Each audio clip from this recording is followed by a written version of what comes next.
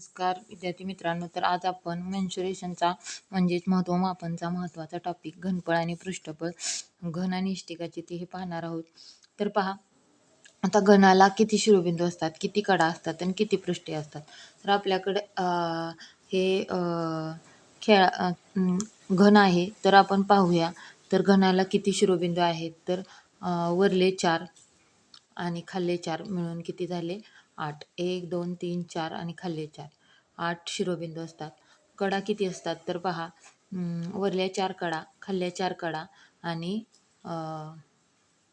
उभ्या 4 कडा 1 2 3 4 म्हणजे 4 त्रिकोण 12 कडा असतात. आता पृष्ठे किती असतात तर पहा, वरली 1 खाली 1 आणि बाजूच्या 4, 4 आणि 2 6 पृष्ठे असतात. तर पहा, ह्या अशी आपण जर आकृती पाहिली तर आपल्याला काय होतात, घनाची आकृती पाहिली तर आपल्याला समजून जाते की किती शिरोबिंदू, किती कडा आणि किती पृष्ठे असतात. तर घनाला काय आहे, पृष्ठफळ घनाचं काय आहे तर पहा, घनाचे पृष्ठफळ हे बाजूचा वर्ग आहे. बाजूचा वर्ग गुणिले 6 घनाचे पृष्ठफळ. घनाला बाजू किती असतात, घनाची बाजू किती दिलेली आहे तर त्यांनी 3 दिलेली आहे. तर बाजूचा 3चा वर्ग गुणिले 6, तर 3 बाजू असणाऱ्या घनाचं पृष्ठफळ किती येतं तर 54 चौरस एकक असं येतं पृष्ठफळ. घनाचे पृष्ठफळ 6 गुणिले बाजूवर्ग अशा पद्धतीने आहे. मग त्यामुळं घनाचे घनफळ काय आहे तर बाजूचा घन. 3 बाजू असणाऱ्या घनाचं घनफळ काय येणार आहे तर 3चा घन 27 येणार आहे. तर अशा पद्धतीनं आपण जर घनाचे पृष्ठफळ आणि घनाचे घनफळ याचा जर चार्ट केला तर आपल्याला लक्षात येईल. 2 असताना 24 येतं. ते आपण 6 गुणिले बाजूचं वर्ग पृष्ठफळाचं सूत्र आहे. घनफळाचं बाजूचा घन आहे. ह्याच्यामध्ये जर किमती ठेवल्या तर आपल्याला हे बाजू आपण जेवढ्या घेतो तेवढ्या आणि त्याचं ॲन्सर आपल्याला इथं मिळून जाते. तर आपण आता पुढलं पाहूया इष्टिकाची ती. तर इष्टिकाची ती आणि घनमध्ये काय आहे, इष्टिकाची ती अशा आकाराची असते. तर इष्टिकाची तिला सुद्धा 8 शिरोबिंदू असतात पहा. वर वर 4 आणि खाली 4. तर अशा पद्धतीने इष्टिकाची तिला 8 शिरोबिंदू असतात. 4 आणि 4 8 शिरोबिंदू असतात. कडा म्हणजे बाजू किती आहेत तर वरल्या 4 खाल्ल्या 4 आणि उभ्या 4, 4 त्रिकोण 12 कडा असतात. पृष्ठे किती असतात, वरले खाल्ले 2 आणि बाजूच्या 4, 4 आणि 2 6 पृष्ठे असतात. तर अशा पद्धतीने अशी आकृती आहे आपल्याकडं.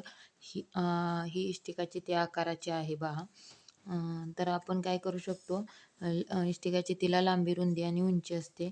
तर पृष्ठफळ काय आहे, इष्टिकाची तिचं सूत्र आहे 2 कंसात LB अधिक BH अधिक HL. तर अशा पद्धतीनं आपण ह्याच्यात किमती टाकल्या का काय होणार आहे तर आपल्याला आन्सर येणार आहे. तर त्यांनी 10 किती दिलेले आहे, लांबी दिलेली आहे, रुंदी दिलेली आहे 5 आणि हाईट दिलेली आहे 6. तर हे जे उत्तर येणार आहे 10 गुणिले 5 गुणिले 6. घनफळ LBH असतं आणि पृष्ठफळ 2 गुणिले LB गुणिले BH अधिक HL.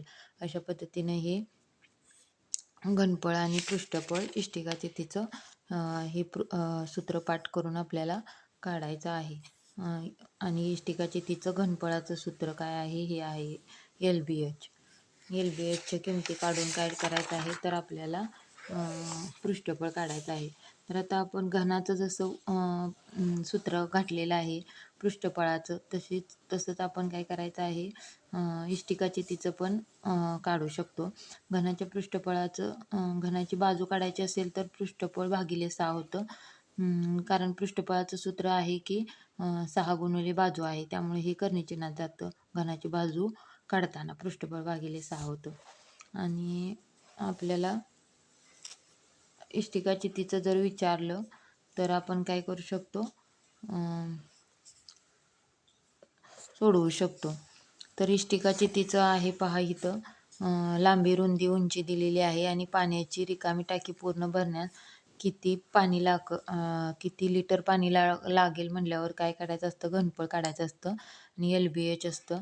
तर ह्याचं सेंटीमीटर मीटर असं दिलेलं आहे, ते एकत्र करून घ्यायचं आहे आणि ते केल्यानंतर काय होणार आहे, 2.4 आहे मीटर आहे आणि हे सेंटीमीटर आहे. फक्त ह्याला 80ला 1.8 सेंटीमीटरचं मीटरमध्ये करून घेतलं आणि हे गुणाकार काय किती आलाय 2.88 घनमीटर.